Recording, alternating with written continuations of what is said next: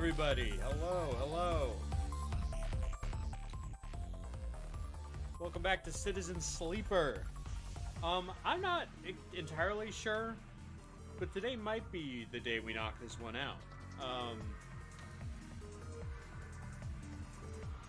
Not really sure.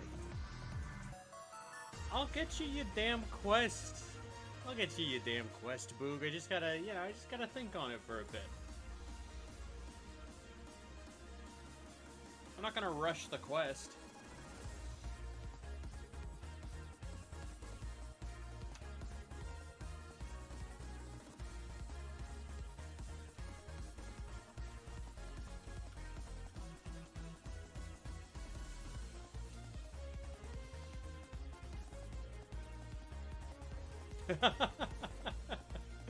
Yeah, get her ass, Mar.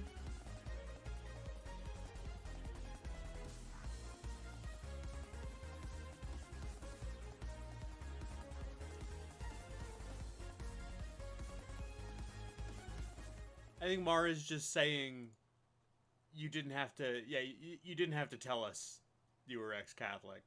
Like, I already knew, but I would have known.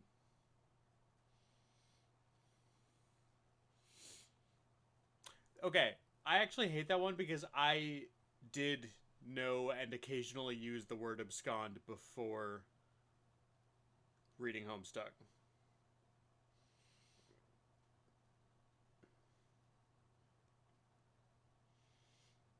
So Homestuck can't take credit on that one for me. I started using it less after reading Homestuck.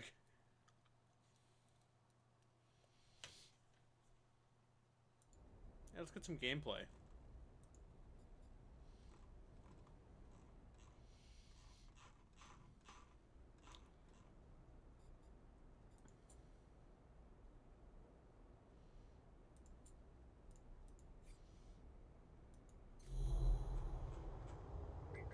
Oh yeah.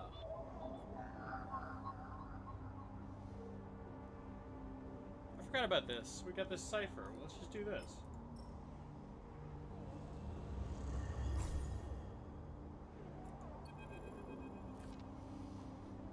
The Greenway roils beneath you like a silt-choked river. If what Navigator said was true, then no one has accessed these networks since the collapse. The Hunter and Killer protocols have never set foot here and never cleared out the intelligence systems. So why then, you wonder, does it look so dark?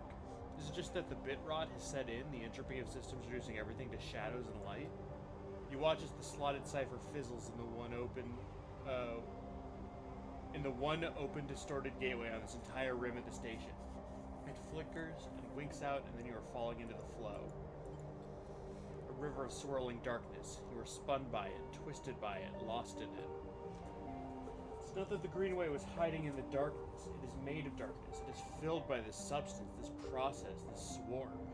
Now you are among it, you know that a swarm is exactly what it is. A billion individuals moving in a flow.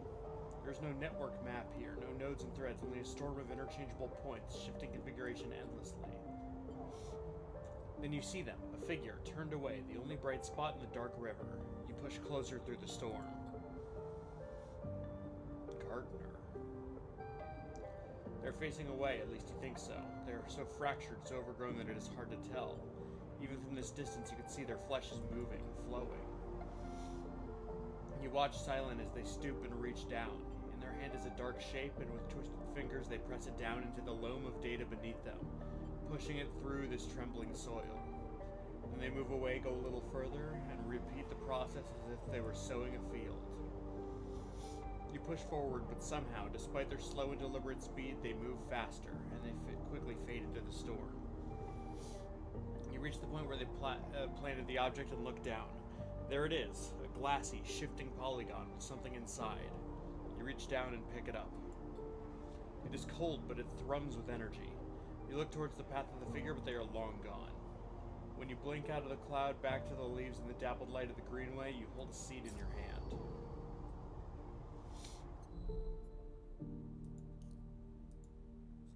Okay. So we should continue clearing out the aviary next. But we have to go rest first. Alright, we sleep in the dorms now.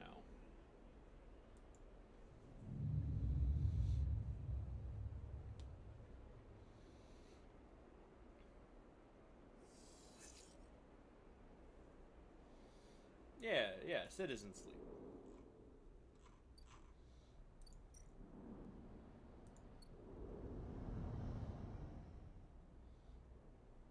That's true.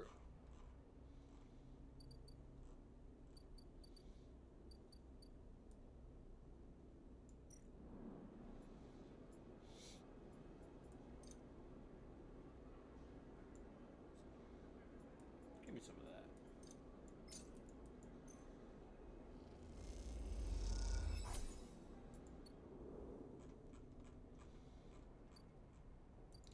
Alright, let's go keep clearing that place out.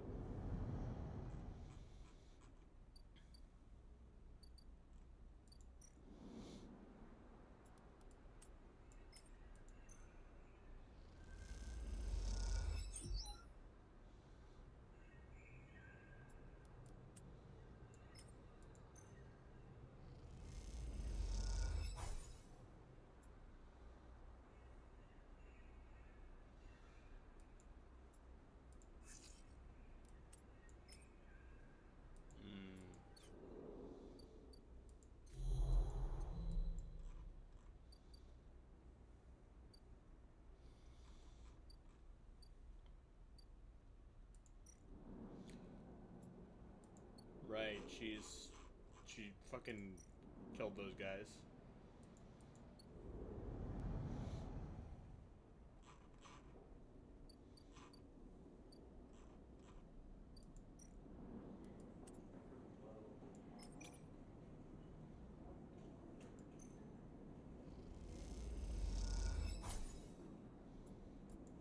We'll take a neutral outcome.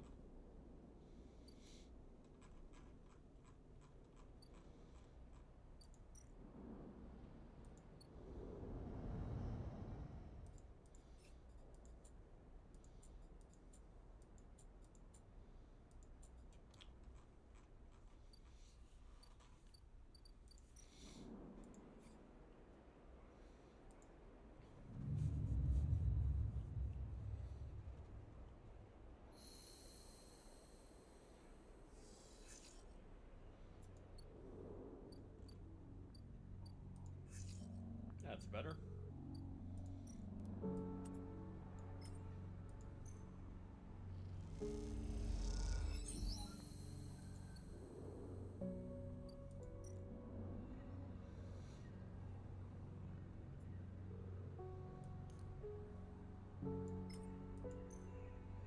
I need to get more spores, I see.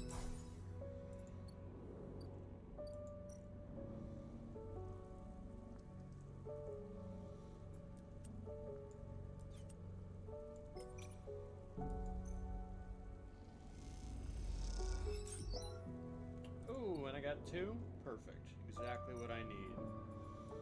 My beautiful spores.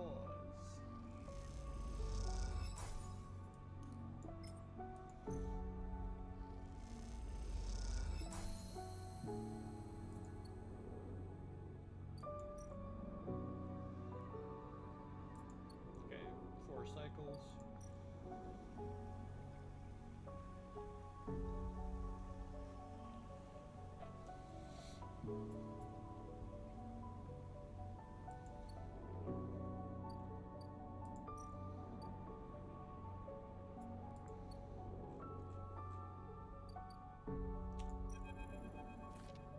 You spot Ankita on the track to the farm stack. She has a box on her shoulder and is working her way down the slope. She sees you as she approaches. Neither of you speak for a moment. She looks tired, pale. Her hair is tangled and clumps of dirt cling to her armor. You both eye each other. Sleeper. She takes a deep breath. I'm sorry for what happened. Truly, I am. She looks down. I'm sorry you ended up in the middle of this, and all you've shown me is kindness. She rubs her face. I'm sorry. For that sleeper that... She stares at the floor. I'm sorry. She looks up and away, not meeting your eye.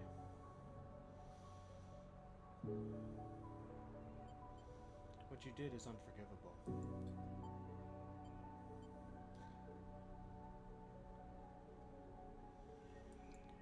She looks at you. I understand. Akita shifts the weight of the box on her shoulder. I've been preparing for... She grimaces. Look, can you come with me? It's easier if... If what? You see it. It's just down the way. Ankita leads on down the dirt path between the pillars. There's a wind passing through the greenway, a quirk of the air currents the biosphere maintains, and it ruffles the leaves softly. The sound makes the silence more obvious, more complete. You try not to think of the last time you were here. You've been trying not to think of it for the past few cycles. The image of the sleeper, sprawled, twisted open, connected to the ship mind, has been hard to forget. You realize Ankita is leading you back there, back into the drum at the center of the stack. You pause, trembling a little at the threshold. She turns. What are you doing? She looks at you with empty eyes. What needs to be done? You stand on the threshold and look up at the tanks, green and wet, some glowing with flickering grow lamps. Blech. Glowing with flickering grow lamps. You look down at Ankita, suddenly so small under this hulking ruin, the smallest she has ever looked. She places the box down. You follow Ankita into the stack through a low tank, entering the drum at ground level. It's just as beautiful as you remember, but it barely touches you. Instead, you check the apertures of the tank for the glint of a weapon or a shadow among the moss. Ankita stops and you look down. The mossy island at the center of the tank is clear now. The equipment cleared away. In its place is a mound of dirt, loosely covered with moss. Ashton's rifle stands straight, half buried in the dirt at the grave's head. I buried them together, Ankita says without turning. You both stand there in silence for a little while. You think of questions you could ask about Ashton, about the sleeper. Was the sleeper dead? She takes a moment to respond, and for a moment you think she won't, but then the words come gushing out. Her body was long dead, that much was obvious. After you left, I checked them, but there was nothing, no signal, no function. The ship mind was the same. Dead. I don't know if Ashton's plan would have worked. He seemed desperate, but that doesn't mean it wasn't. She pauses, unsure how to continue. I don't think he was lying, but you have to understand. I've had crew members double-cross me, undercut me, rat me out. That's the business. He wasn't a good person. None of us in this job are. And this is how we die, alone. I'm sorry they had to die, too. She stops, not sure of what to add. It seems like she's reaching for something, but she can't quite get there.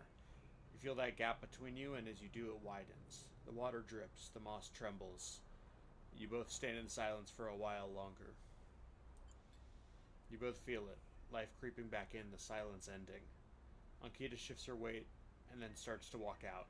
You follow her, suddenly eager to be back out in the open space of the greenway, to be away from this place forever. You stand outside and breathe the fresh air. You stare at the green leaves, and the stars wheeling above them. That's it, says Ankita from somewhere behind you.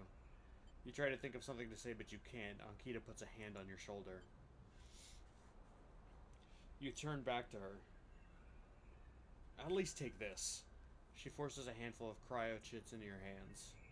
It's what I owe. She looks at you desperately. You look down at the metal bars. Ugly little things, you think.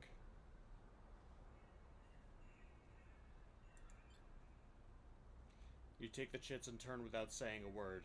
You continue up the track and she does not follow. As you walk up the rise, the wind picks up and the leaves shudder. You walk faster, trying to outpace your anger. The chits are heavy in your pockets, and you hate them for reminding you of how little a life is worth.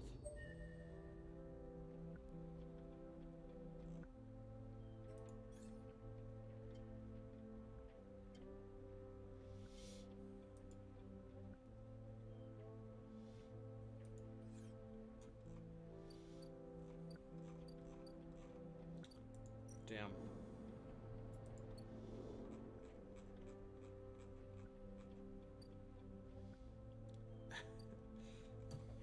No, Boog, you're not.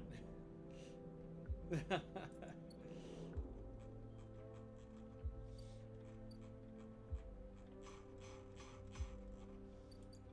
guess let's go work on this sidereal.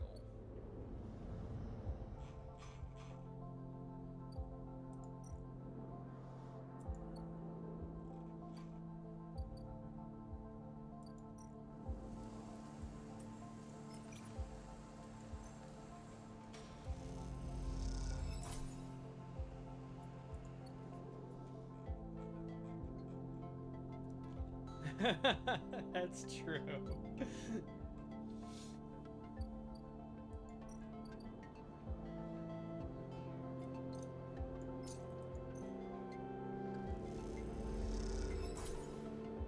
For hating the Irish?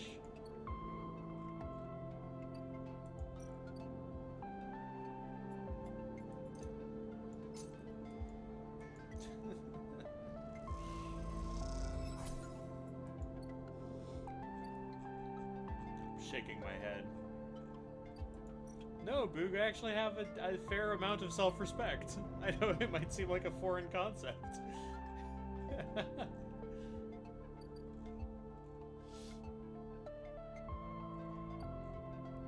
That's fine. Everybody gets one.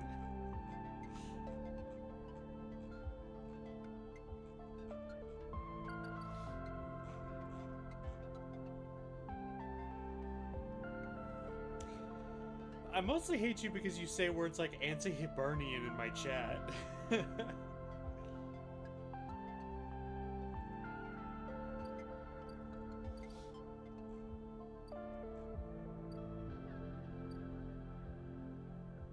It is.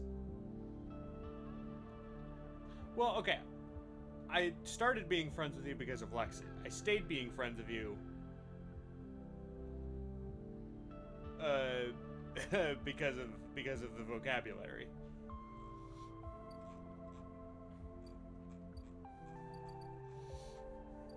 The multitudes are contained, that's right. What do I want to do now?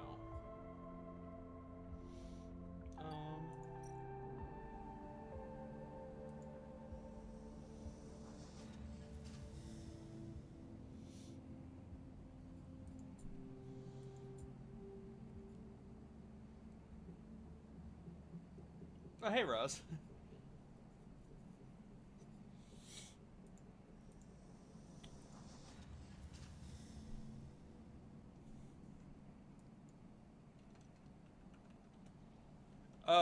Roz, I'm gonna go ahead and solve your little conundrum here. It's Bono. You're thinking of Bono. That's your Irish. Citizen Sleeper's pretty good.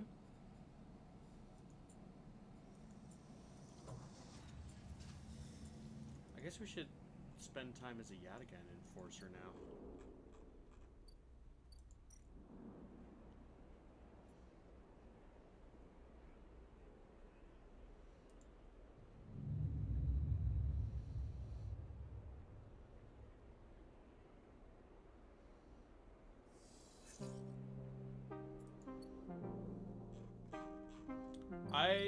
This might be my favorite song.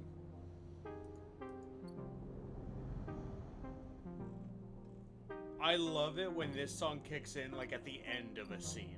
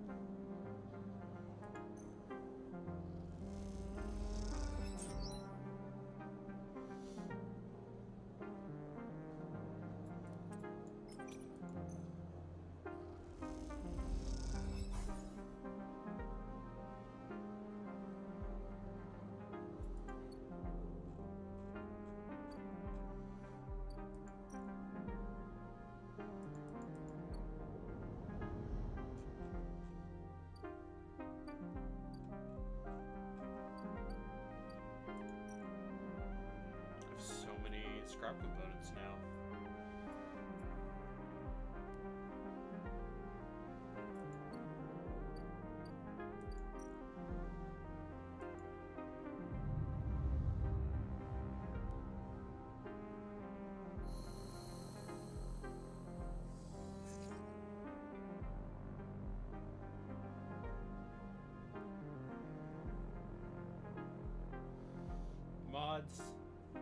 mods get in here.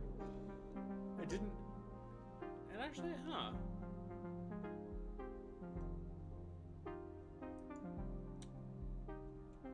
Can y'all see that, those messages? Okay, you can. It's cool that I didn't push it through to the main chat. They finally are not showing up in the main chat.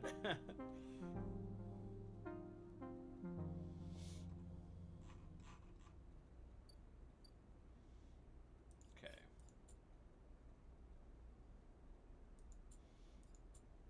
That's pretty funny.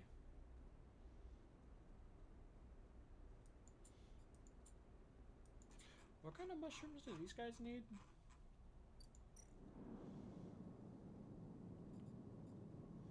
Droll caps.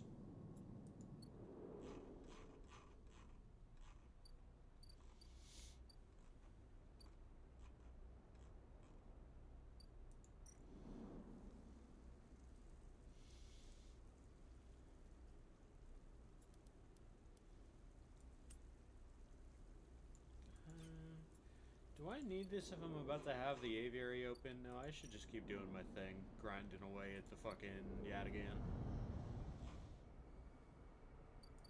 Or I could also go back up here, because I don't think I did much up here except all the, like, killer shit.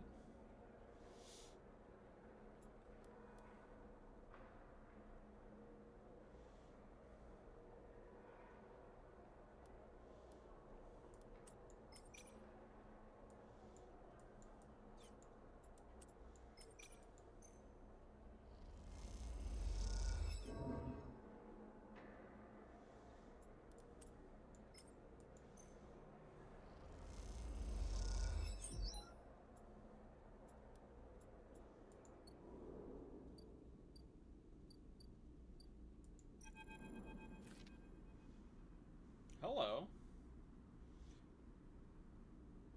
No way, Moritz. You take these substandard filters back to the shitheels who sold you them. You hear the voice echoing out of the bay as you pass, and moments later somebody who you assume is Moritz drifts out with it, dragging a pallet of filter cartridges by a tether. Hey, you out there! The same voice echoes out of the entrance. Looking for work? Yes? I just need a hand. Get in here. The voice is coming from someone shorter than you expected. She is floating in the microgravity of the docking bay beside a half-deconstructed life support unit that looks like it might have exploded at some point. She points a wrench in your direction. You know anything about these, things? She doesn't wait for an answer. Scratch that. Just help me with the casing. Alright then.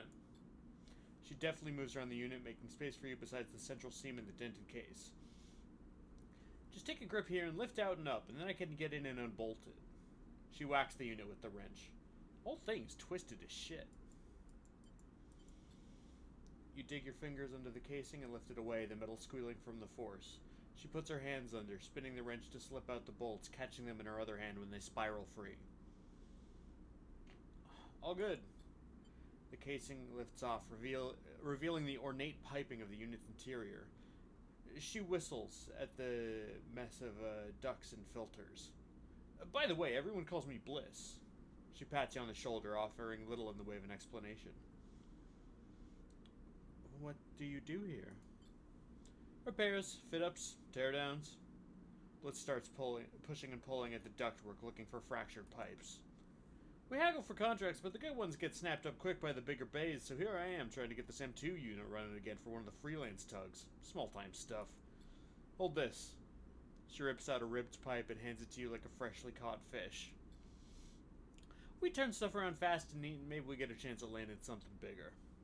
Something starts hissing in the unit, and Bliss quietens it with a precise whack.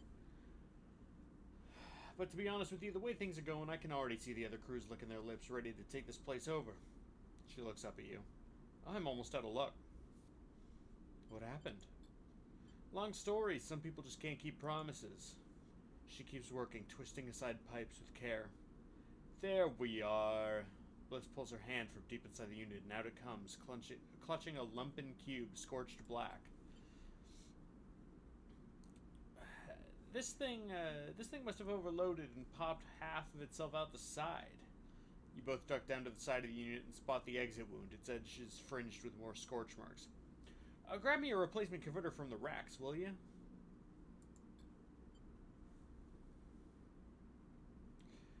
You kick off from the unit and drift over to the wall racks, where a catalog of parts sits secured in clamps. Colored tape and scrawled notes flutter across the wall. A complex organizational system of Bliss's own design. Or just a big mess. You try to pick out the right part. I think it's an M2 converter. She said M2 up here, and we're looking for a converter. You grab the part and push back to the unit. Bliss holds out an arm and you pass it over, the converter spinning gently as it leaves your hand.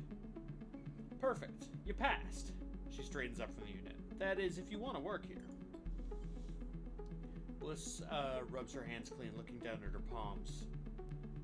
The truth is, I need a hand here. My partner skipped out on me and left me a whole mess. You seem like you might at least be better at spotting a clean air filter than Moritz. I'd be happy to. Oh, wait, she frowns at the racks. That's not all of it. My old business partner, they rinsed the place, emptied the accounts. To bid for jobs, we need to put down deposits, bring in parts, pay tug fees. For that, we need chits. And investment. Exactly. Partners. Straight split. Bliss settles herself against the unit and looks off to the distance. I guess I look pretty stupid. Here I am asking any random passerby to be my business partner. No offense. She manages a smile. It is pretty weird. She gives you a sideways look. Don't tease me. Bliss goes back to working on the unit. Look, it's no pressure. You find the money, or you find someone who has, or you just forget the whole thing. Up to you. She gestures for you to help her refit the casing, and you both slide it back into place. I think I'm good to wrap this one up for now, but if you are into it, come back and we can bid on a new contract. Something to get our teeth into. Something that pays. She gives you a serious look. You can trust me, I don't say this stuff lightly. You kick away from the bay, propelling yourself back to the handholds at the entrance. You slip out with a wave, and as you do, someone slips back in. You hear Bliss as you glide down the passageway. Moritz, I swear to God, if those filters aren't clean... You smile. Seems like this could be interesting.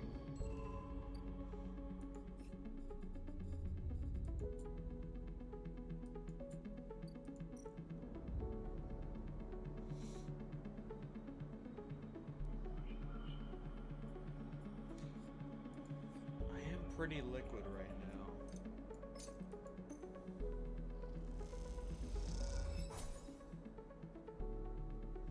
Bliss is incredibly grateful. I'll pay back every chit, I promise you. Gets you to her partners now.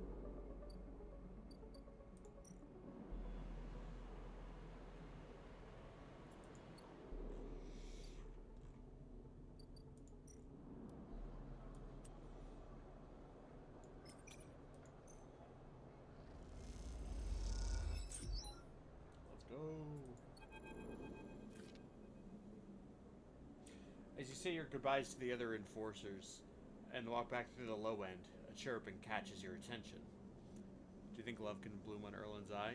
Yes.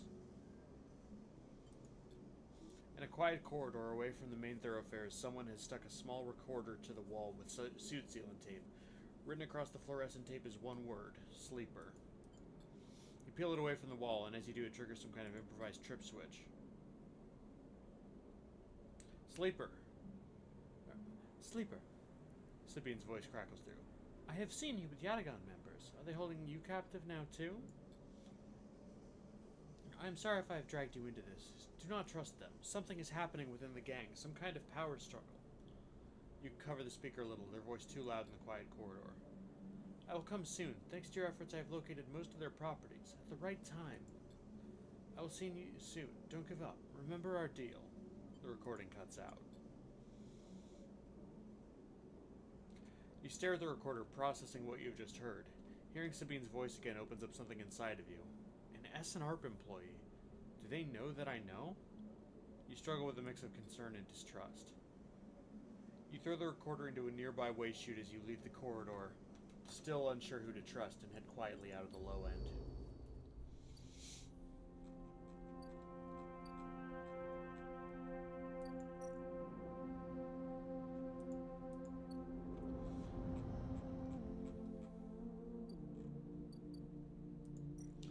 We're gonna take a stabilizer.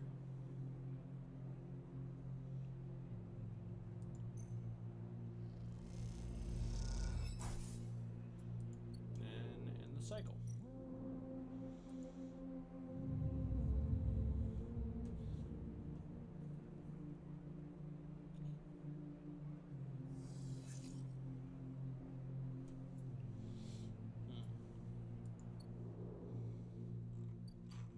I'm starving. Let's go get some mushrooms.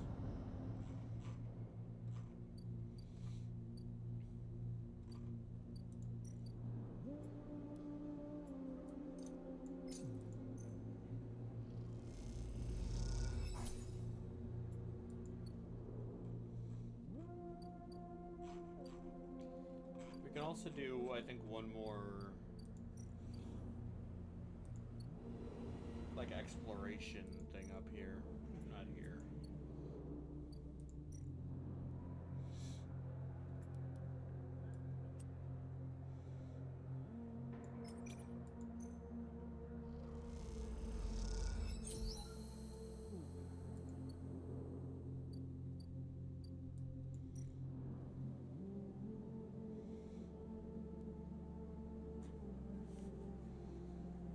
I could rent a capsule, but I don't need to because I have the dorms now. It's good to know that it's there in case something ever happens over there.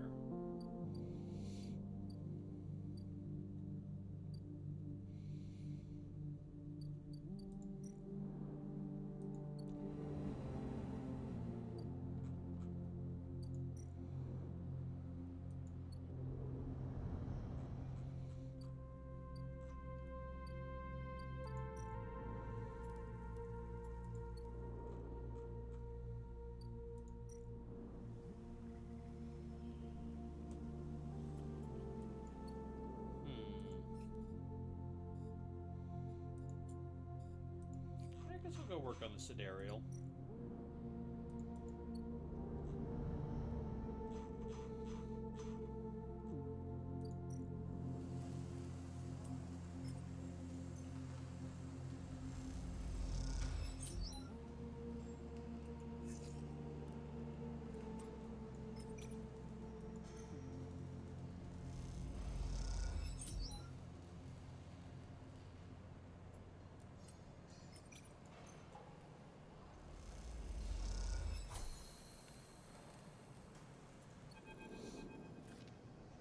The crew slowly filters out of the shipyard locker room, the bubbling chatter reducing with each group that leaves. There is excitement in the air. Haven has just made an announcement. The assembly teams are done. Sat on the locker room bench, you can feel the Sidereal out there, its hulking mass now intimately familiar to you. Over the past cycles, you've watched it grow, be assembled. You've walked through its veins and welded its bones. Now it is ready for the final stage. It will go to testing now, then enter a final process of docking and resealing, checking and rechecking before it is deemed suitable for its generational trip. But for now, your work is done. You can't help but feel proud. A cough interrupts your thoughts. It's Lem changing out of his work gear, Mina nowhere to be seen. He smiles. She'll be ready soon. I know. It's exciting, although if you think about it, we are all out of a job now. He quickly adds. Not that I'm complaining.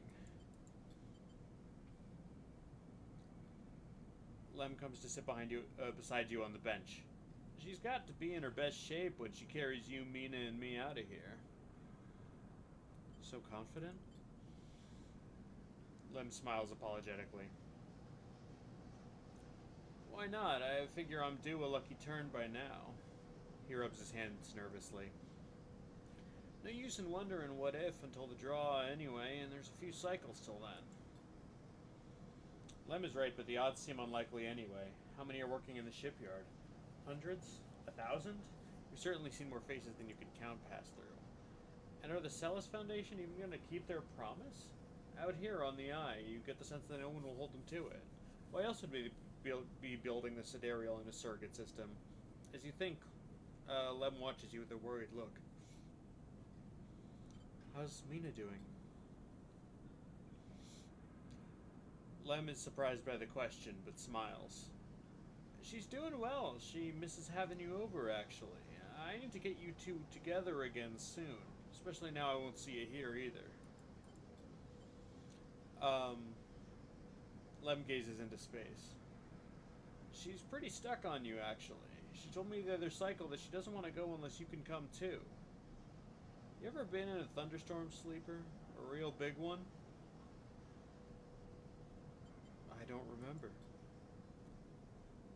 Lem shoots you a worried look for a moment. It's something else. The sound, the smell, the rain hammering down, the whole sky stretched out and bruised, roaring and huge. The place I was born, New Pembroke, a dry old rock in a Conway system, had 2 seasons. One of them was dry as a bone, dusty, ugly. The other one was one long storm, a side effect of the terraforming efforts, they said. Rain used to rattle off the roofs like bullets. It washed the dust away, turned the streets to rivers. It'd sing us to sleep and wake us in the morning. We'd wait half a year just to see it again. The best day was the one where the first drops fell. Sometimes I wake up swearing I can hear it again. I was thinking, Mina has never seen a storm, never even felt rain. She'd grown up here, the ring her only horizon, always in the dark. I want to change that for her. You will. Of course. Almost there. Best to get back to the little one anyway. With the shifts done, I reckon she'll be happy to have me home for a few cycles. He shoulders his gear. See you in a few for the draw? I'll be there. Right on. He grins. Lem leaves, making you the last person in the cavernous locker room. As you sit, you think about rain and a little hope creeps in. Is it possible? Could the Sidereal really take you to a planet? A place with weather, with skies, with life? You get up quickly before you can think about it anymore. It's too soon to hope, too dangerous. There's work to be done.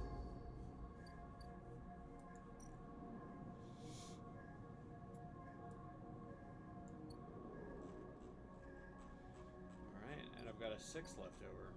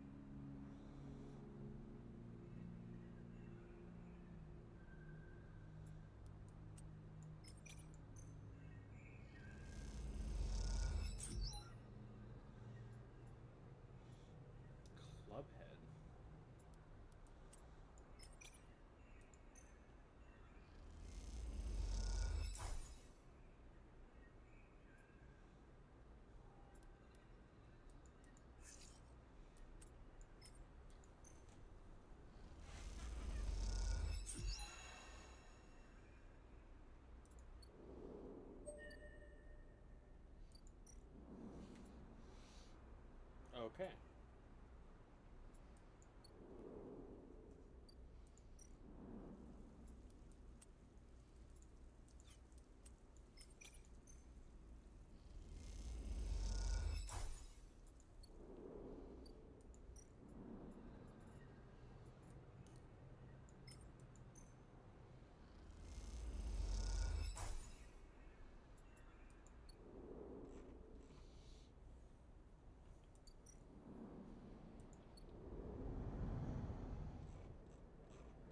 Good drop.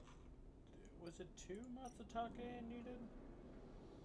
Yes.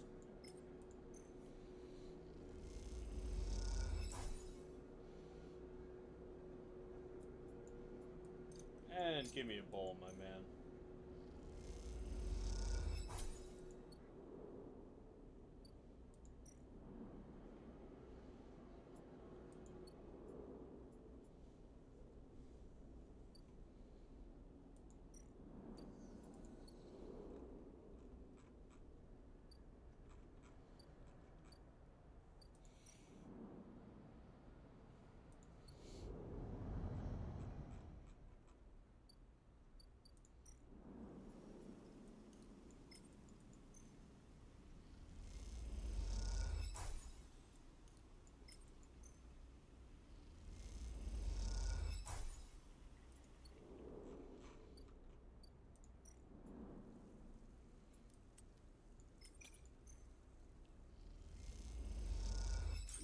Nice, huge. We can get that rolling immediately then.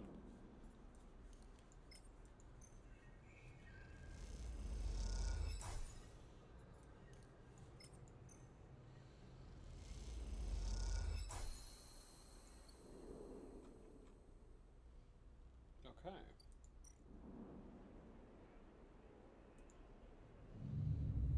We're in a good spot.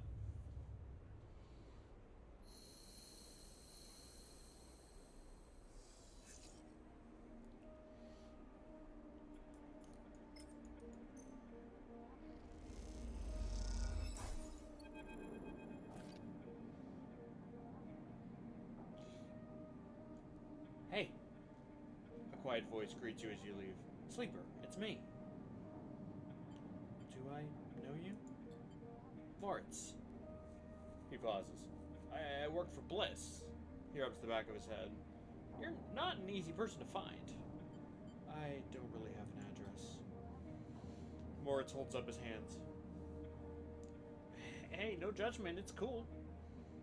You both stand there for a moment, each waiting for the other to speak. What's up? Bliss needs you. A job just came in, a real big one. She's asking for you to come up and help her out. I'll be right there. Nice, yeah. Moritz stands there for a little while, unsure if the message is delivered. We're done. Alright, no need to be like that. He rubs his hands together before burying them in his jacket pockets. See you, Sleeper. Moritz ambles off down the corridor, kicking at a filter cap on his way out. Time to head to Bliss's Bay, then. 3-1's not good.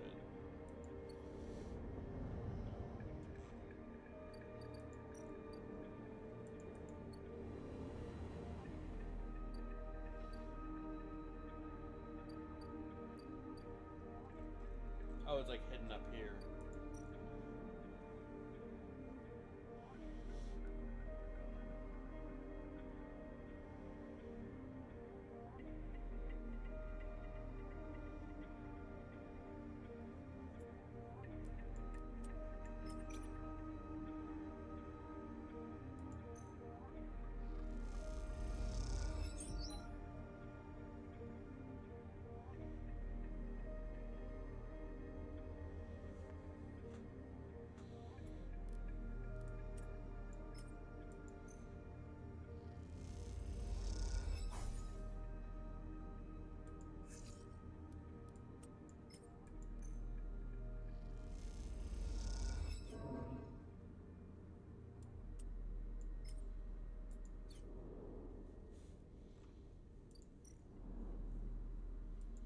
Get some food.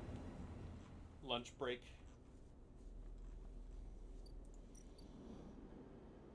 No!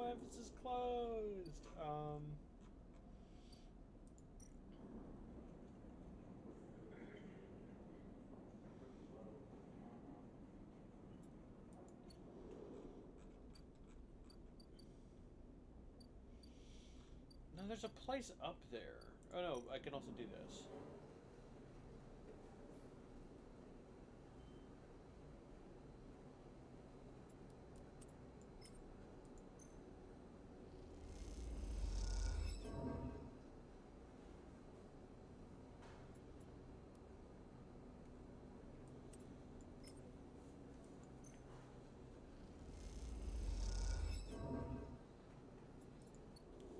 Well, it'll work. It's a living.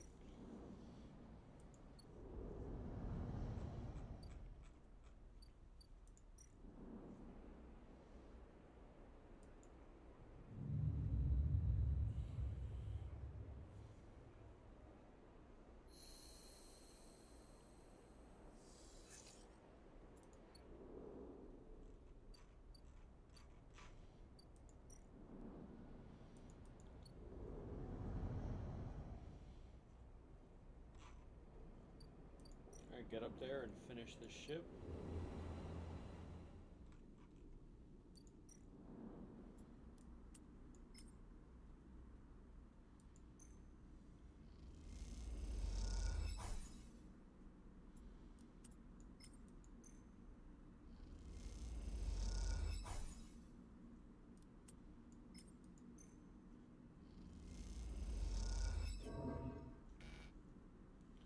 Shit.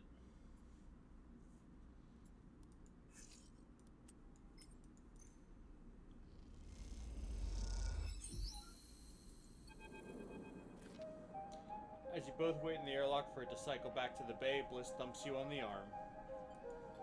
Nicely done, Sleeper. We cleared that contract no problem. She stretches. Once we're back in the bay, we can check if the payment has come through and divide it up. Feels good. The airlock clunks and the lights flicker, and a moment later you're back in the bay, where Moritz is at the racks trying to figure out where the mess of tools Bliss left in her wake should be hung.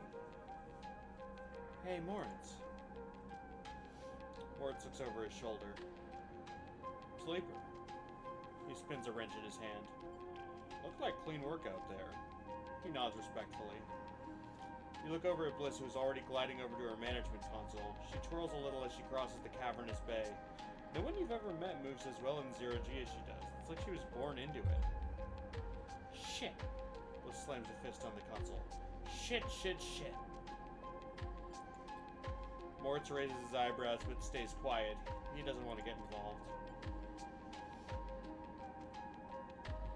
Bliss calls you over. Look at this, just look! She spins the terminal screen and you see the details for the bay's account. You see an entry for the Ember's Wake, a repair fee paid in full the moment you finished up the job, but then directly after the whole amount was transferred back out into an unknown account. How can this happen? I can tell you how. My ex is a sneaky little conniving shit. She punches the terminal. He must have coded a backdoor into the machine before he left. She rubs her forehead. There's no way we can... Moritz, throw me that wrench. What's that for? Moritz spins the wrench across the bay. Bliss smiles. This! Bliss brings the wrench down on the terminal hard. You flinch backwards as a hail of computer parts spill up into the bay in a glittering arc. Fragments of screen memory, sections of the casing. When Bliss is done, she clips the wrench to her tool belt. Try backdooring your way into that, you shit. Moritz drifts out from his hiding place among the racks. Bliss, you want me to... He looks at the arc of fragments drifting around the bay nervously. Bliss shakes her head. No, I've got it. You go get me a terminal. Cheapest one you can find. Cobble one together from pieces at the art exchange if you have to. Bliss. She looks over at you. I'm good. I'm good now. Bliss glides over to a panel by the wall. Don't worry, one of the first things I had installed when we spec'd out this place was a cleaning sweep. She flicks over a plastic cover on a huge red button. Watch yourself. She then hammers the button and a row of laser emitters unfold from the bay wall. They start crawling their way across the work area, frying the debris as they do in pulses of burning light. Bliss smiles. It's that or just space the whole bay every few cycles. You okay? Not really. She stares at the sweep panel. Just don't seem to be able to extricate myself from this shit, no matter how hard I try. The cleaning sweep buzzes and crackles as it works its way across the bay.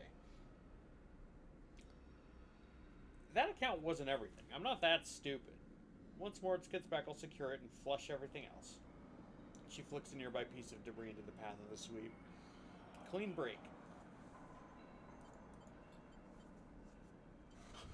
Then we take another contract. That's it. She shuts off the sweep as it reaches the near end of the bay. You don't want the cryo back? Oh, I want it, but it's gone. He could have transferred it anywhere. She looks out across the hub. And even if I knew where he was, the last thing I want is to ever see him again. She rubs her forehead. I'm sorry, Sleeper. I know you worked for this too, but next time won't be the same. It's okay. She smiles. See you in a few cycles. Moritz will let you know. She winks and kicks off into the bay to finish cleaning up.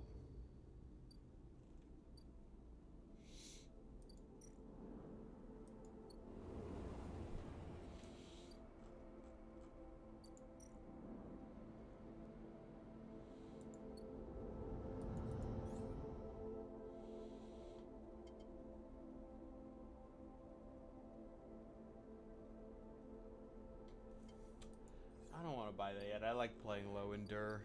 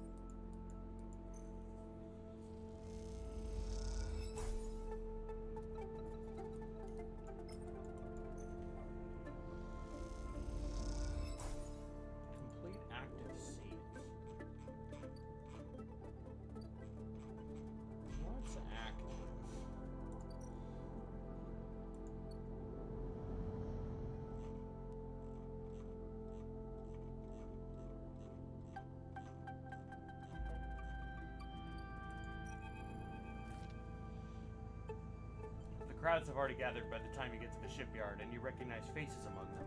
People you've worked with alongside on the Sidereal.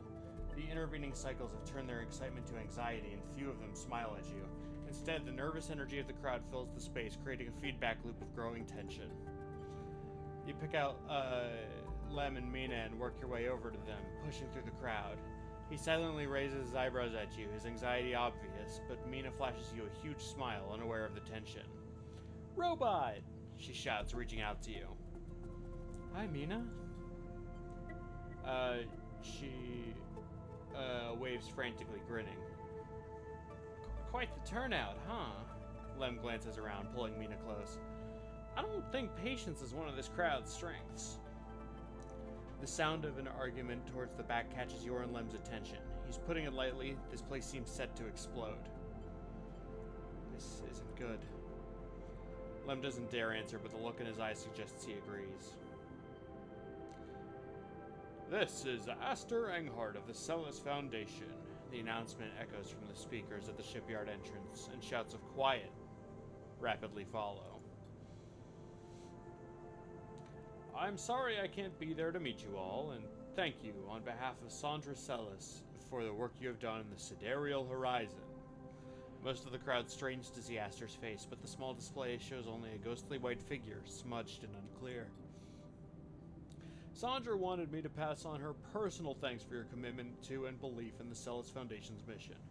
We chose the Eye for this project because we knew that we would find like-minded individuals here, especially among the ranks of the venerable Havenage Association.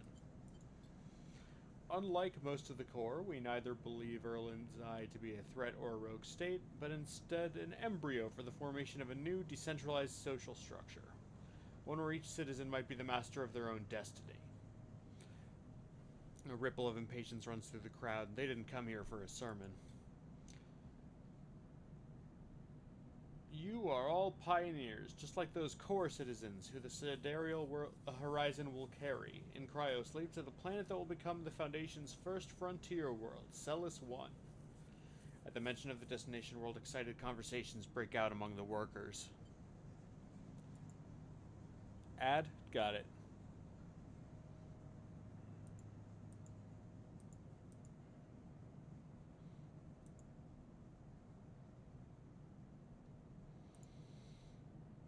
Blue Juice is back. Where did it go? What happened to Blue Juice?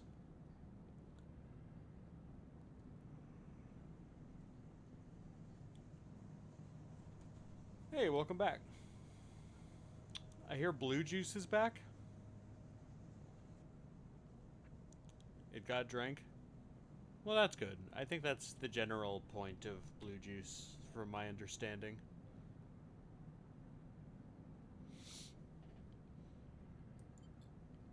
There are citizens who will be able to create their own innovative bottom-up economic order, aligned with the principles set down by Sandra Celis herself. Freedom, resilience, and self-sustenance. This is all thanks to your tireless efforts in the Havenage Yards. As a reward for those efforts, you may know that we are offering a select group the opportunity to join the caretakers of this vision. This staff of the Sidereal Horizon who will maintain the vessel during its multi-decade transit through interstellar space. Lem turns to you, his eyes bright. This is it. This draw has been performed at random by the central AIs of the Foundation and is final and binding. Please note, only licensed contractors of the Foundation are eligible for this draw. I know you have all been eagerly awaiting this day, and without further delay I will now read the Celis identification numbers of those chosen for this great honor. A murmur runs through the crowd. Celis identification numbers? Licensed contractors? You'd never even heard the term mentioned. Is this something you were supposed to be assigned? You glance at Lem, but his eyes are fixed forward, wide and shimmering. All around you, people are speaking in hushed tones like a rising wave. Aster starts reading out sequences of numbers and letters, and panic begins to set in. No one seems to know what is happening. Somewhere near the front of the crowd, someone shouts in celebration, and everyone pushes forward. Lem? You turn to see Lem still staring forward. Mina is scared now as the shouts start. Daddy? Someone throws something at the entrance, and it rattles against the shipyard doors. You see it for the first time. Havenage security stood on either side, scared, arguing between themselves. You feel the anger rising in the crowd. Lem, let's go. He doesn't move. They might call out names. I can't. Mina tugs at his dog tags. It's not happening. Lem blinks rapidly and turns to you. He opens and closes his mouth and looks down at Mina. He sees the fear in her eyes and understands. It's time to go. You lead Lem and Mina out, shoving people aside. As you do, you hear the sound of scuffles emerging at the front of the crowd, of metal canisters bouncing off the shipyard walls. You keep your head down and walk away, the sound of Aster reading off the ciphers echoing above the chaos like some strange mantra. When you turn to Lem, there are tear tracks running down his cheeks, and Mina is sniffling into his jacket. You feel the sadness rising in you too. They screwed you. They screwed all of you.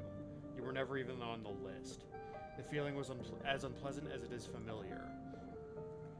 You stare ahead into the tunnel as the security sirens sound out, a signal for the coming violence. Drive failed?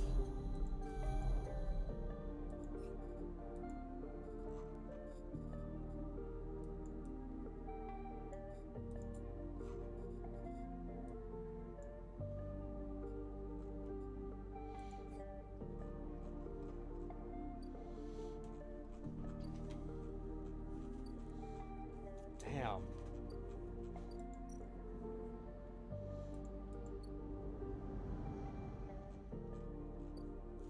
Well, we got out of there safe, so that'll have to be good for now.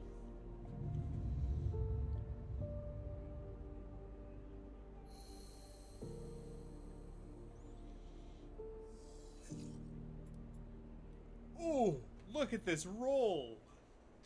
Oh, ho, ho, ho, ho. Boom, boom, boom, boom. Ignore that last one, though.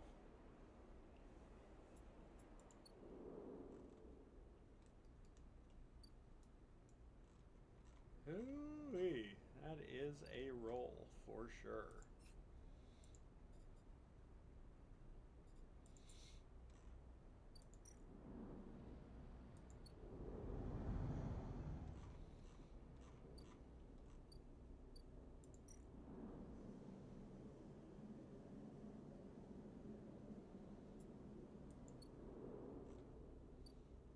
That's not good.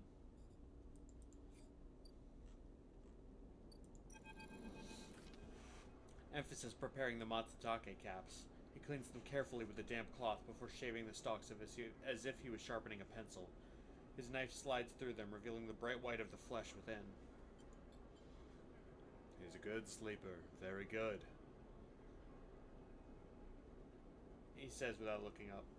I bartered with Minji for some kelp, too, so we can brew the dashi. You know Minji? Memphis looks up from cutting with a smile. Everyone knows Minji. Memphis slides the sliced matsutake mushrooms to one side and takes out a closed pan. He opens the lid and you see the green wafer of kelp sitting in a bath of water.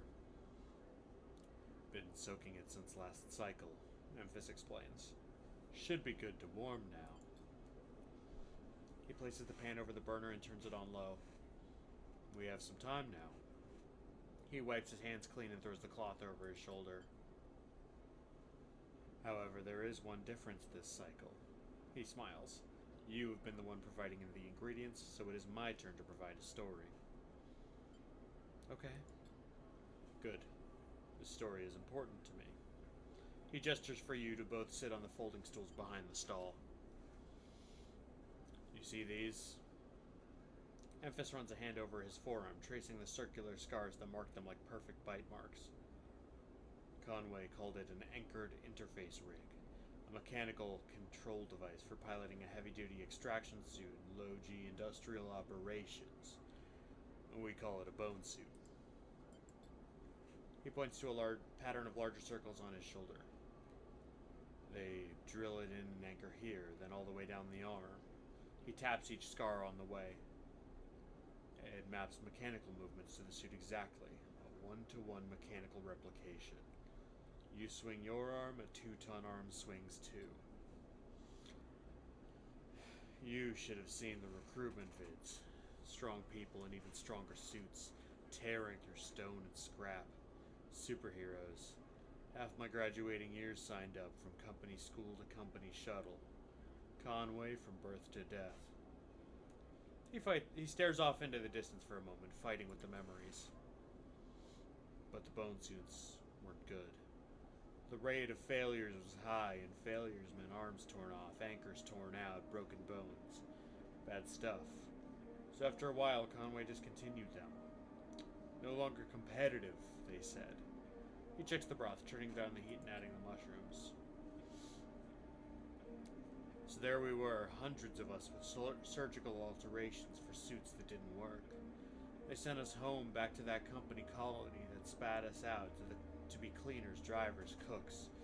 They gave us drugs for the pain and told us to make something of ourselves. This guy, this narrative has a lot in common with the first suspect in fucking Of the Devil, which I am, as many of you know, a big fan of. And if you haven't played it, you should. But that guy has, he got a prosthetic arm to work a construction job. And it's in for repairs for the entire duration of the first case. So he's just down an arm.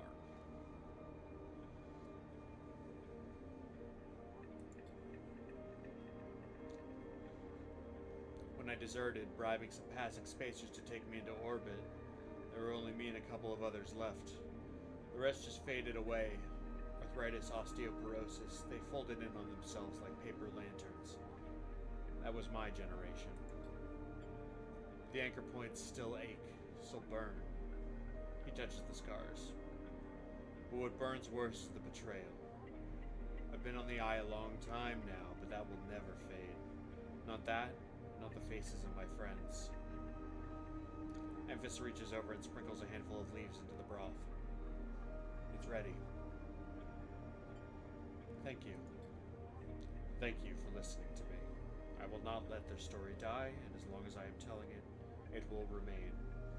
Emphis pours the broth into a double-walled metal bowl and hands it to you. The heat radiates through your hands, and the smell drifts up, rich and sharp like a pine forest after the rain. You drink the broth slowly, chewing the matsutake and thinking. Emphis busies himself with cleaning the pans in the bowl, sealing the kelp back up for another day. Then he quietly comes to sit with you while you finish your meal. Neither of you speak, preferring instead to let the story linger in the air a little while longer. It is not that there is nothing to say, it is that sometimes in the moments after something, speaking breaks the spell. So you both idle, eager to be in each other's company. Emphis taking longer over his cleaning, his packing, and you savoring the final dregs of broth. When you finally finish and hand him the bowl, you feel the spell break and the story leaves you both. And as you leave, you know that both of you are somehow a little more empty and a little more full than before.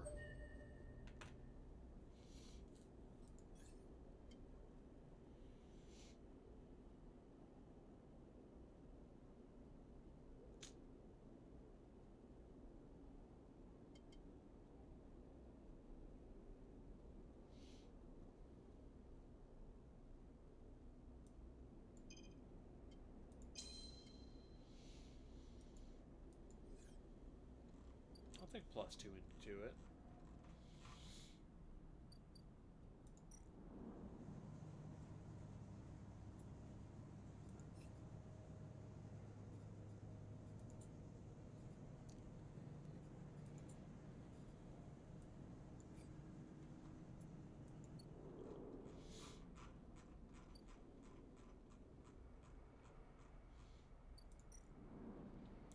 I could also do some Yatagan Enforcer stuff for some scrap.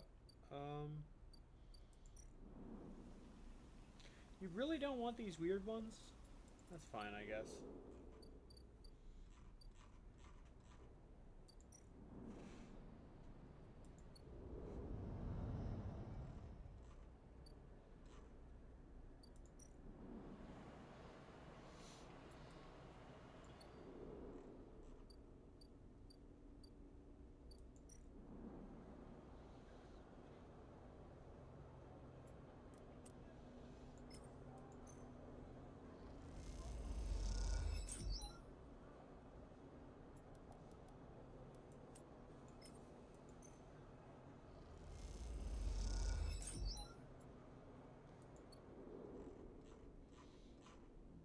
So are there any...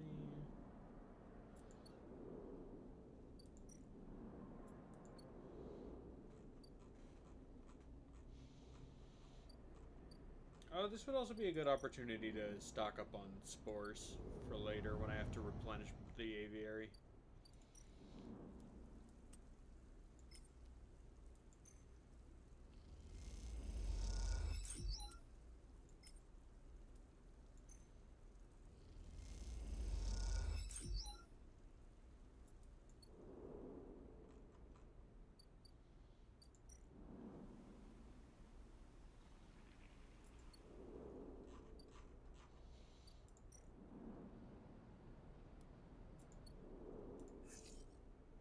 To a 5? We'll take that for sure.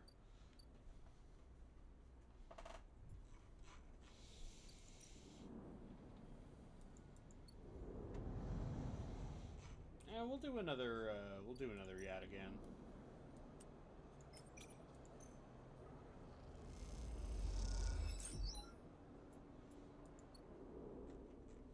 Because I'm going to use these scrap components to repair myself to keep in this upper operational range as long as I can.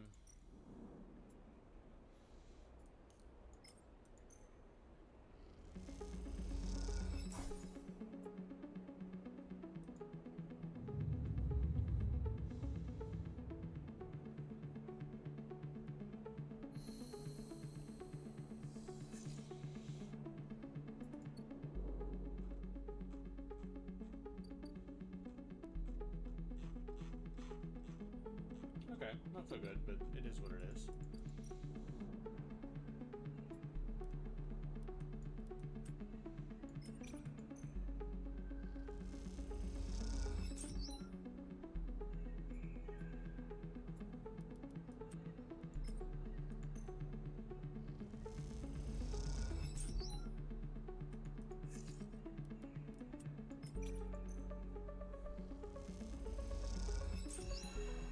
Excellent.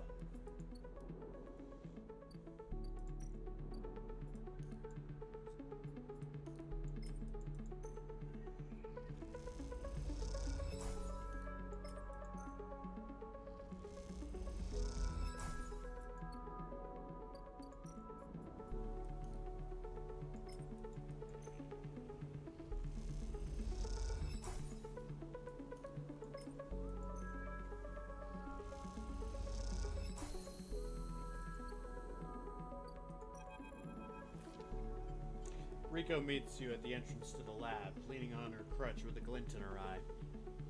Walk with me, Sleeper. I'd like to tell you a story. She makes her way down the corridor that leads back up towards the main commune building. When people first crossed what we call the Founders Gap into the Greenway, we did so against the wishes of Andre Erlin. At the time, Erlin was trying to stabilize the Union and establish control over the Eye in the wake of Solheim's collapse. It was chaos, competing factions, falling systems, so many dead and injured from the riots. That was his priority. You both crossed through a glass-roofed tunnel, the greenway outside crowded with vines and branches dappling the light. Erlin had written the greenway off, cut off from the rest of the station and linked to a broken spoke, and claimed it was only a matter of time before everything here would die. He refused to let anyone abandon their duty to the Union and cross. They were traitors to the cause, good as. Riko continues, making her slow but steady way into the inner gardens of the commune. There were many of us, but we believed what was here was worth saving. We had to keep our plans secret until we crossed, and some of us left people behind. She pauses to catch her breath, her voice cracking. It is difficult to know if from effort or emotion. What we found was a disaster, nothing like what you see here. Half of the greenway was leaking oxygen into space, the plants flash frozen. The other half was a swamp of mulch as decaying matter clogged every system. We worked hard, we lost good people, we cleaned up and closed up, but it was never going to be enough. After many, many cycles, we all knew this place was doomed, but we kept on working. Talking less and less because we couldn't face it. We all developed a death wish. If the Greenway was going to die, so would we. What changed? Everything. Riko smiles. We crossed some invisible boundary, tipped some biological scale, and the Greenway started to recover. Plants flowered, crops sprouted. For the first time, we reaped the fruits of our labor. Riko smiles, looking up at you. We thought it was us, that we just managed to do just enough to end the cycle of decay. I thought we had saved the Greenway. Until today. You pass into the grow beds of the commune, rich with the hustle and bustle of Haifa members planting and harvesting. For a while, Riko is quiet, and you both simply observe the hypnotic movements of the work crews, the eager chatter washing over you like a wave. Riko smiles to herself. I should have known, of course, that our arrogance was unfounded, but we needed to believe back then. We needed a myth to bring more people across the gap. You both move into a smaller corridor, Riko following some direction unknown to you. What you've shown me is that back then the Greenway saved us, not the other way around. Tell me, have you ever consumed one of the Matsutake or Girol caps you have been growing? Yes. Yes. I imagine they were delicious, nutritious, almost uniquely so, she muses. After all, they were designed for you. Riko has a mischievous look. At first I thought it was the location they were grown in that made the mushrooms in the aviary from the labs or from the grove different to each other. But what I've come to understand is that it's the person growing them. The Matsutake and Girol caps you brought me are totally unique, containing compounds never usually found in similar specimens in my possession. Many of these compounds aren't even digestible for humans. But for a sleeper like you... Riko smiles as she leads you into the internal garden of the commune, where the Hypha members have planted species from all over the Greenway. Back when the tide turned, when the Greenway started to recover, we all felt something. A response. It was as if this place was not just alive as a forest is alive, but alive in other ways. Communicative. Responsive.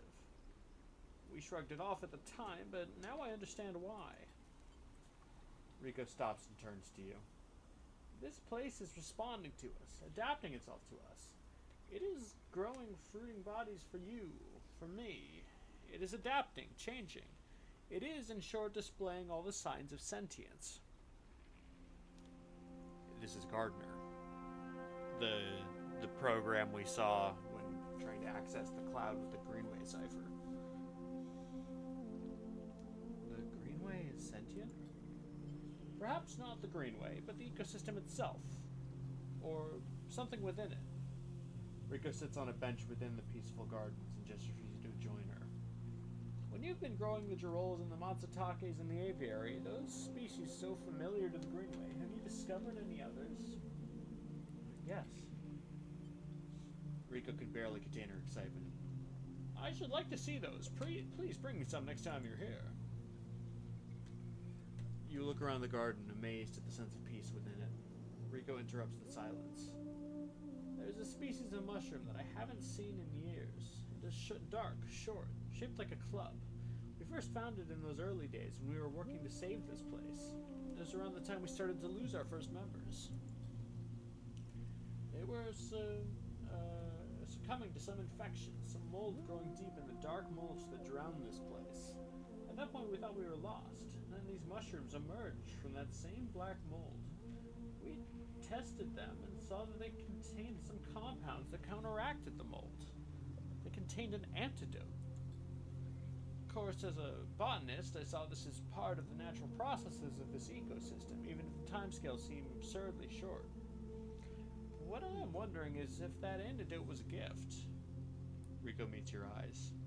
Perhaps if you're patient, you'll receive your gift too, Sleeper. You both sit for a while, Riko seemingly done telling stories for today. You watch the light playing off the leaves and plants around you and wonder what forces could be at play in this place. After a while, you stand and leave with a quiet nod to Riko, leaving her to her memories. Damn.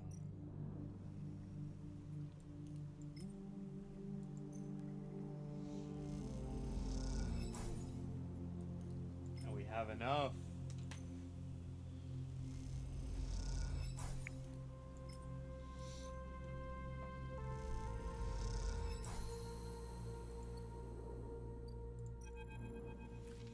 Riko is at her bench, running small vials of some liquid through an old chemical analysis machine. The whirring of the spinning drum fills the lab with white noise, and you aren't sure if she notices you approach. Sleeper, it's good to see you. She looks up, smiling. This little project of ours has been keeping me awake the past few cycles, but right now, well, I think I have something. What is it? The drum finishes spinning, and Riko lifts a vial from it, holding it up to the light. This is something I extracted from those clubheads you've been bringing me, and according to my analysis, it is a substance totally unique on the Greenway. It's gonna be fucking stabilizer, isn't it? We don't... This is the way that we're gonna be able to survive long term here, without having to go buy stabilizer from the Atagon. Any idea what it might be? Riko asks without looking away from the vial. Stabilizer. Riko nods. You aren't the first sleeper to come through here. Perhaps I should have mentioned that earlier. Riko's tone suddenly drops, changing the atmosphere in the lab immediately. I just thought... She pauses, thinking very carefully of how to continue. I just wanted you to trust us. do you mean? She sighs. They came through a fair few cycles ago. We found them wandering in the broken section near the gap. The members who brought them in had never seen one of you before. They were terrified of this strange person wandering in from open vacuum. They're quieter than you and damaged. We did our best to patch them up and welcome them to the commune. I only really spoke to them once while I was working on their wounds along with a couple of systems engineers. She looks nervously at you. I'd never seen a body like that before. I took some readings, some samples. Rico scans your face for any sign of a reaction. The next cycle, they were gone. They took a little food and hiked up towards the wild margins where the greenway meets the wastes. Someone saw them in the distance, but that was it. They disappeared into the overgrowth. She sits down heavily, the vial in her hand. When I saw you, I wanted things to be different. I wanted to keep you here rather than let you disappear into wherever they ended up. She smiles to herself. Yes, I want to understand this place better, but I also wanted to help. But I also wanted to help you.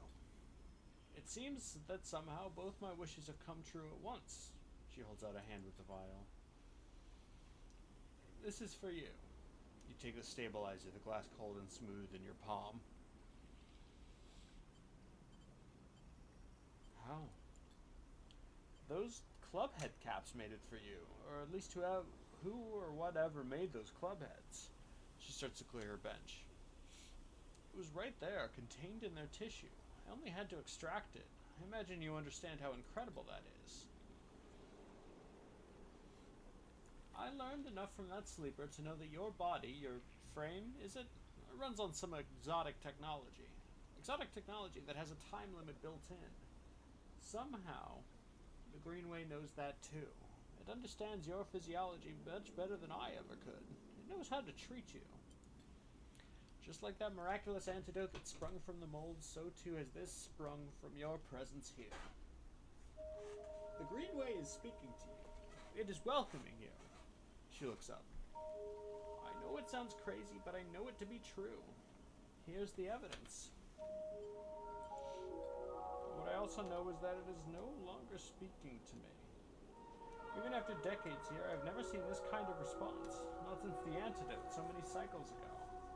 So I'm gonna make you a deal. You bring me as many club heads as you like, I'll extract the stabilizer and give it to you freely. But you have to tell me what the Greenway says. You have to speak with it, to dig into it, to find what being is at the center of it. I've traveled as far as I can. I need you to do the rest. Can you do that? Yes. Rico sighs with relief and deflates into her chair. Thank you. I'm sorry for the other sleeper, truly I am. I'm sorry I couldn't have done more. But I'm so glad I met you. You are welcome here, anytime. Rico falls silent. She looks smaller now, more fragile, and you realize how old she must be to have seen the collapse firsthand. You idle a little in the lab in case she asks for anything else, but she remains silent, so you drift back into the tunnel, thoughts of that other sleeper and where they ended up weighing on your mind.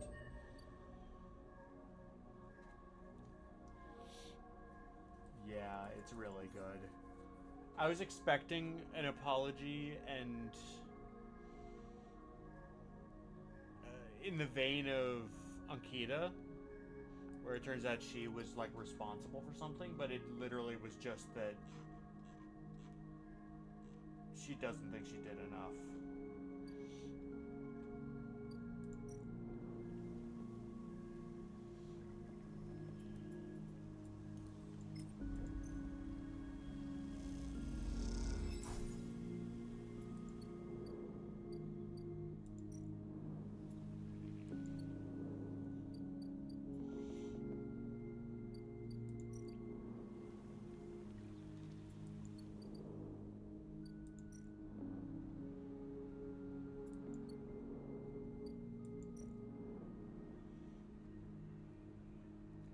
Yeah, like, it almost all turns in the Greenway. You're waiting for, like,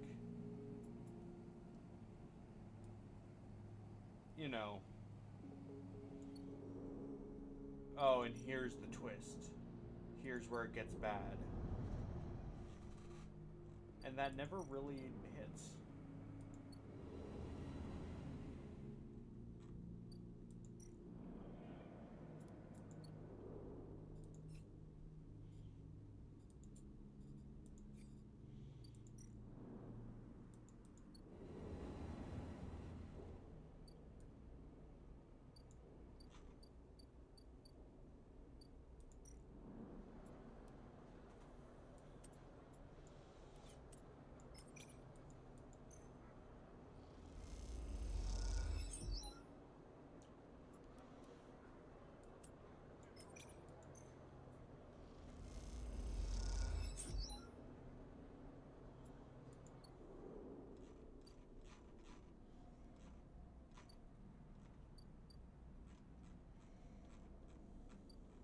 Alright.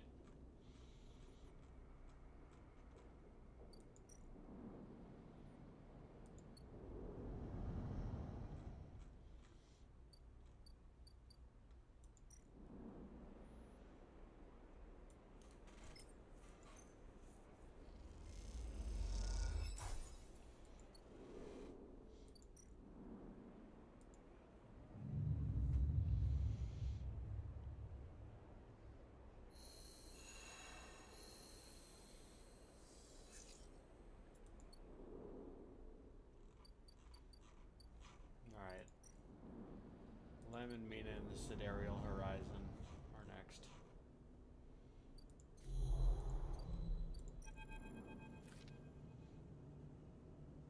There's no enter when you buzz Lem's unit, but the door is open. You push the door and find Mina sitting in the middle of the floor playing with Bun Bun. Hi, Mina. Hi, robot, says Mina sullenly, waving Bun Bun's paw without looking up. How are you?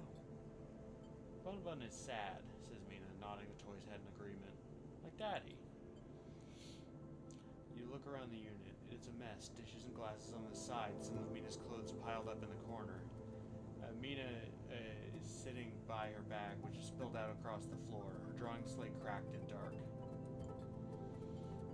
You sit down beside Mina and she turns away, taking Bun Bun with her. But after a little while, she turns back and you play together.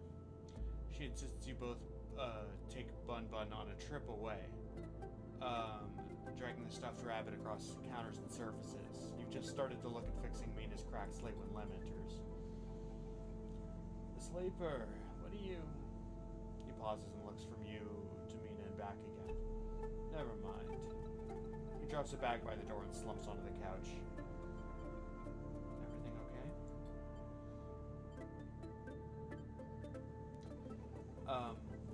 Lem lets out a weak laugh. You forgot the past few cycles now, too? Wish I was so lucky. He looks away at the open door. Look, now's not a good time. I want to help.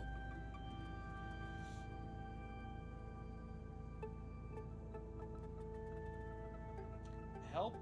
Unless you have a Sidereal ticket or two on you, I don't think there's much you can do here.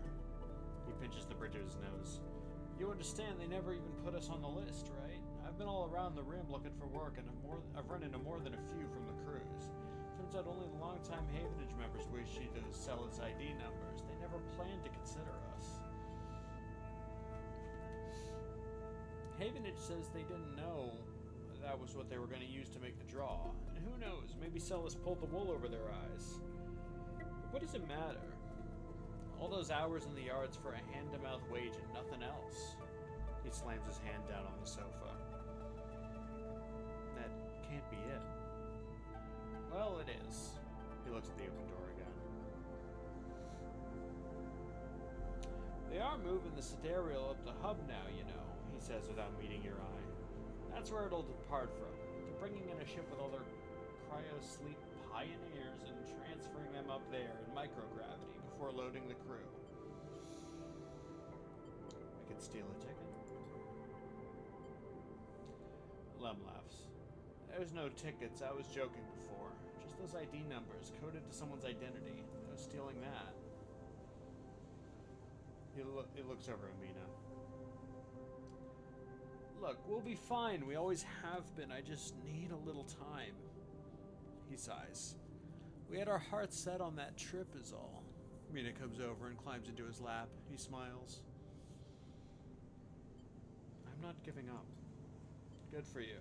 You get yourself on that ship, I won't stop you. Look, you want to go up to the hub and ask around, be my guest. I can't get up there with Mina down here. I'm sure the Sidereal will bring in a crowd. But be careful, this kind of thing always attracts scammers and thieves. You find any way on board, you take it. You need help to get there, ask me. But for now, me and Meanie here are sticking to the eye. She looks up at him and smiles. Thanks, Lem. No, thank you, Sleeper, for coming by. You stand to leave and Mina grabs your hand, eager to give you one more smile. Then you are out back in the walkways of the low end, already thinking of plans to make this right.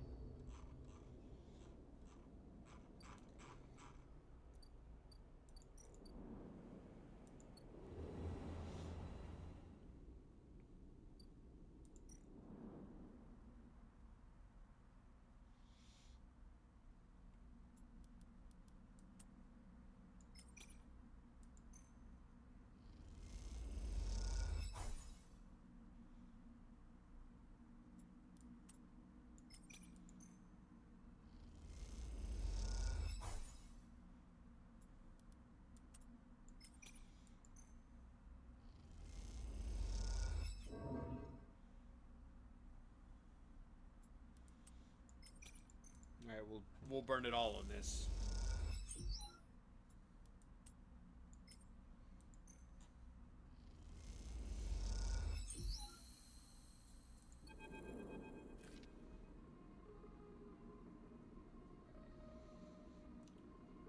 Quite the achievement, isn't she? Sandra Sellis must be proud. You turn quickly to see a figure hooded and tucked into the shadows near the viewing platform. Do I know you? Sadly, no, but I know you. Or at least I've seen you passing through the low end. You shouldn't rush through so much. The low end's pleasures tend to reward the wanderer. He looks around, but the platform is clear. We should be quick in our conversation, but I don't wish to unsettle you. I deal in data and believe you might have need of some.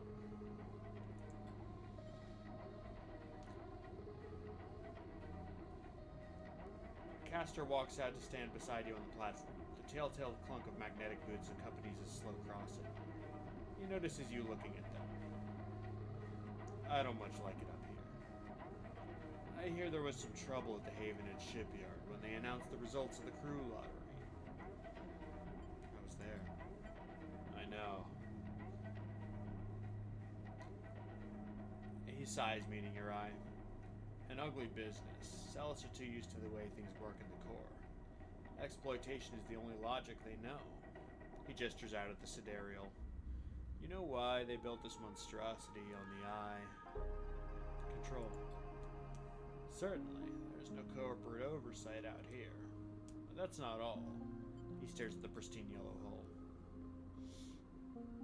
Sellis built it here, says Castor gravely, because they didn't want anyone to know it exists. He rubs his forehead. But secrecy is something I cannot abide. He turns to face you. There are people being loaded onto that ship as we speak. Sleeping people, locked in cryo-sleep like that person you were emulated from.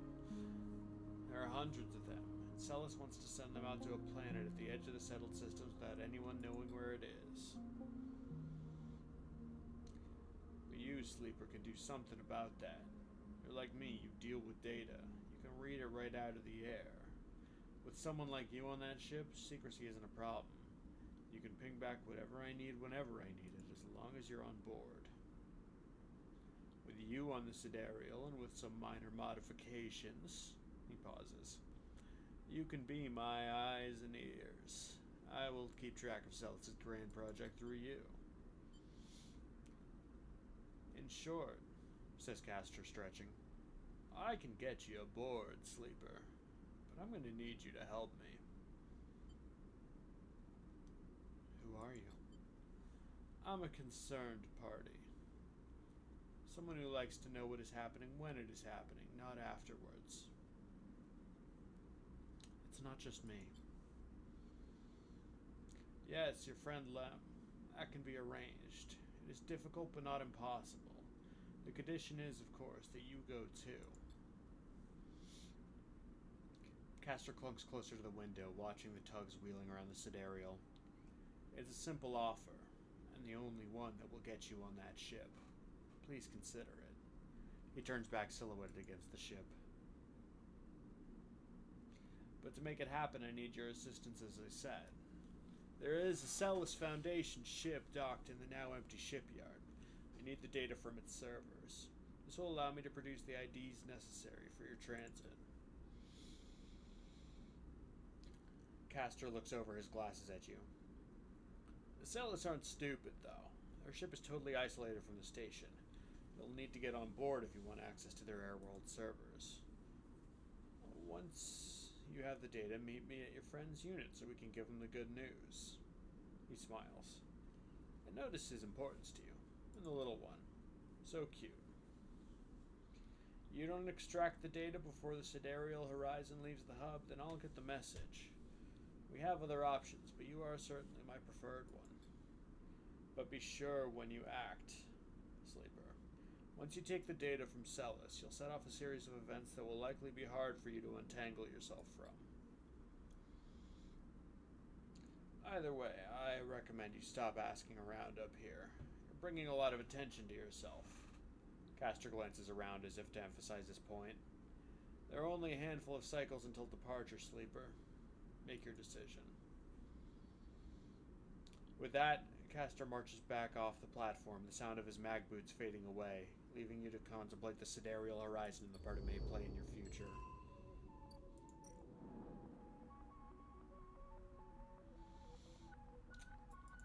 Eight cycles.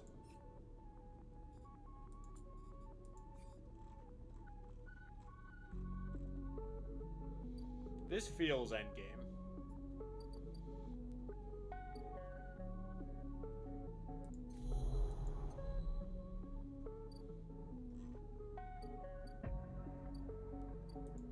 There's the Descender car.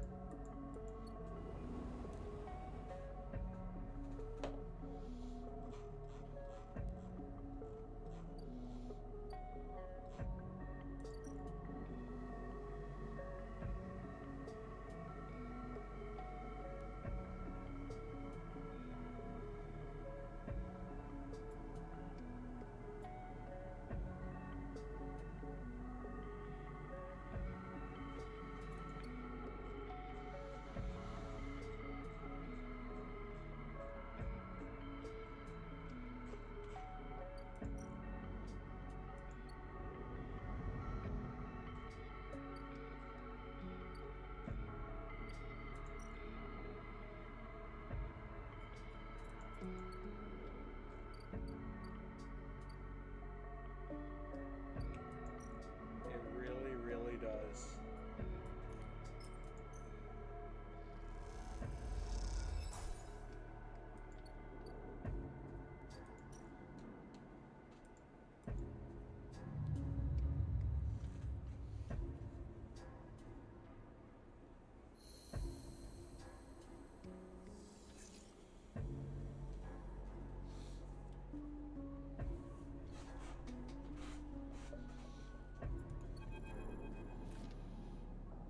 Sleeper! Moritz is waiting for you on your way out. How have you been? Busy. I see. I'll get right to it then. Bliss sent me down. We scored another contract and she needs your help. That's the message. Look, I know last time the payment didn't come through, but you did good work. Bliss knows that. It's no problem. Okay then. She's doing her best, you know? I know. He nods. See you up there. Moritz turns and strides off, leaving you in the corridor. Time to help Bliss, and maybe this time you think to yourself it'll work out.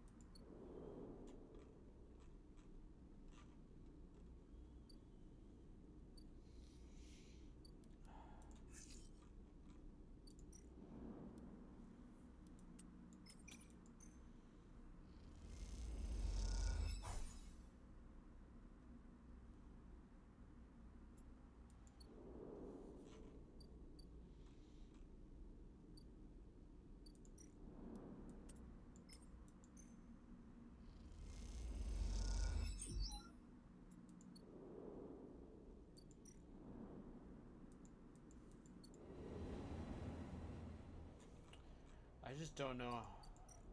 You know, I've got that quest right up against the completion level. Yeah, if I finish this this bit with the ship infiltration, like, am I locked in? Is that like a point of no return?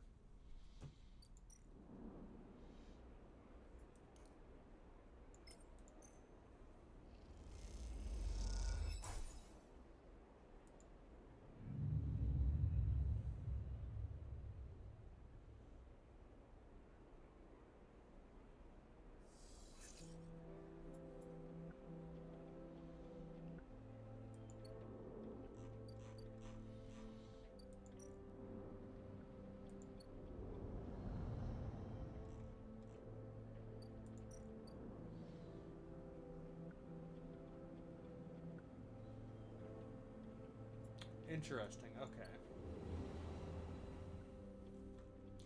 So I'm still pretty free to keep doing my side quests, so long as I get my foot in the door. Is that right?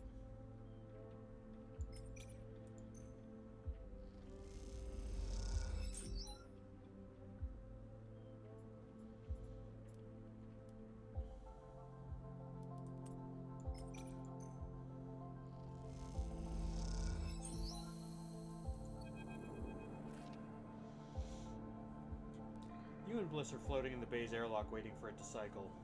You pick a few leaves from your clothes as you wait. They float around the chamber as if carried by a lazy wind. Then a familiar sequence of clunks and rattles sound out, and then the door hisses open. The moment it does, you know something has once again gone wrong. What's all this? Bliss asks, confused looking Moritz. Beside him are a set of crates, anchored to the bay floor. He's clearly just brought them in through the bay's freight lock. Moritz looks nervously between the two of you before answering. It's payment. He runs a hand along the crate. The Sycamore Seed creatures brought them over. He stops, but seeing the look on the Bliss's face adds, "They're very thankful." I bet they were. What the hell is inside?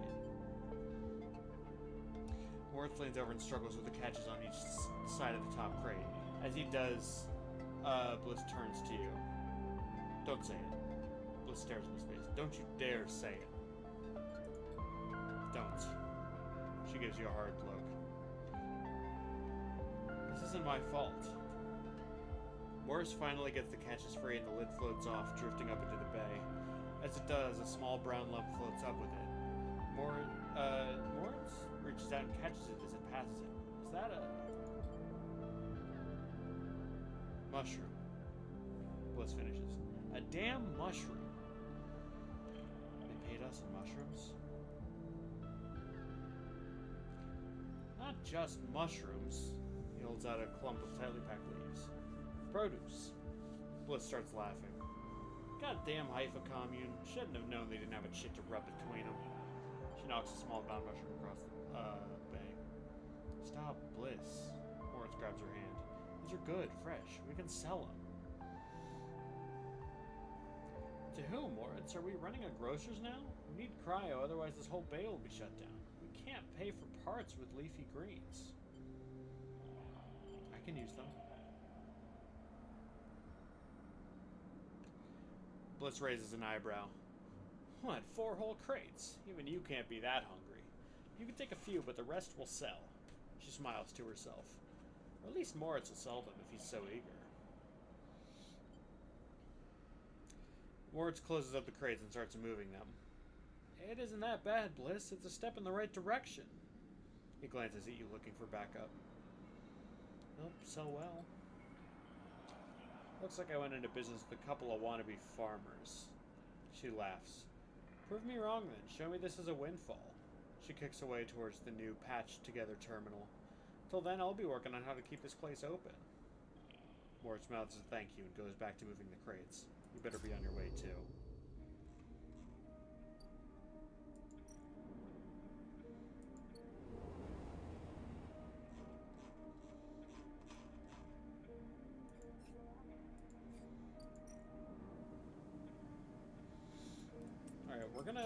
finish this off and get this down.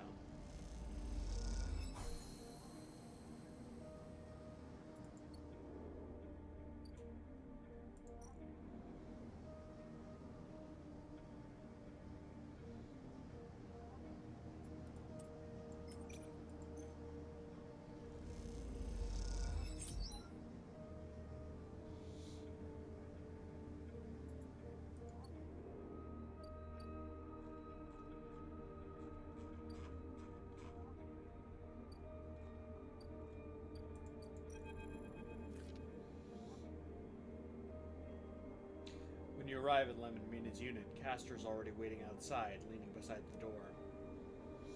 Forgive me, Sleeper, but Celis is already buzzing with news of the breach. I was expecting you. Will this work?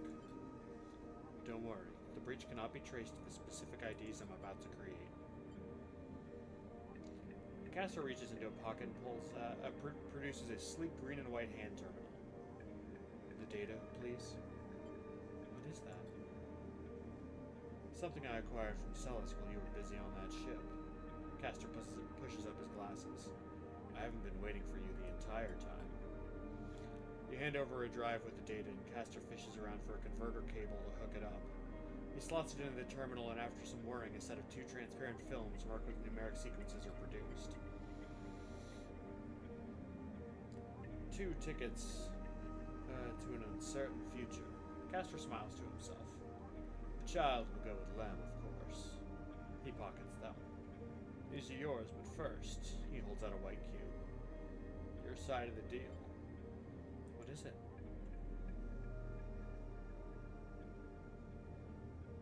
Something to help us make the use of you. He passes you the square and you rest it in your palm, a small white perfect cube. Suddenly, you feel a sharp pain and flinch. The cube jumps from your hand and rattles along the walkway. You look at Castor apologetically. Castor smiles. Not to worry, it has done its job. Now it's time for you to do yours.